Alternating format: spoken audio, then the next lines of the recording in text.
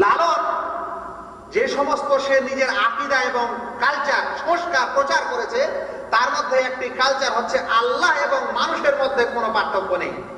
এটা হলো লালনের সংস্কার, যে সংস্কারটা বহু প্রাচীন, যাকে বলা হয় সর্বেশ্বরবাদ। অনেকদিন আলোচনা করেছে, যেটা ইংরেজিতে বলা হয় প্যানথিজম।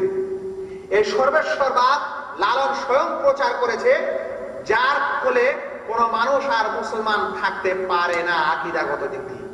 কারণ আল্লাহ হচ্ছেন একজন স্বতন্ত্র সত্তা, যিনি আরশের উপর সমাসীন। আর আল্লাহ বাদে যা কিছু আছে সব হচ্ছে সৃষ্টি এবং সবাই হচ্ছে মাখলুক। আল্লাহ এবং মাখলুক, আল্লাহ এবং মানুষ কোনোদিন এক নয়।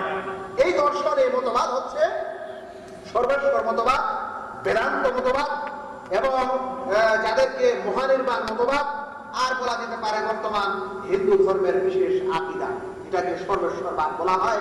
আরবিতে আকীদাতুল হুলুল এবং ওয়াহদাতুল ওজুদ বলা হয়। লালন তার গানে বলেছে, খোদা নাইকো কোনোখানে। ওর গানে কি বলেছে? খোদা নাইকো কোনোখানে, জনম ভরে দেখলাম খুঁজে পাইনি কিছু মানুষ বিনে। বলছে মানুষ ছাড়া আমি কিছুই দেখতে পেলাম না, তাই খোদা কোথাও নেই।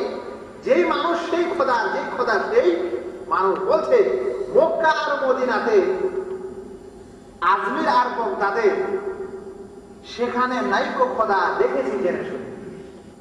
তো লালনের থিওরি হলো এই যে খোদা নেই, আর সব জায়গায় যা দেখেছে সেটা মানুষ, তাই মানুষই হচ্ছে খোদা।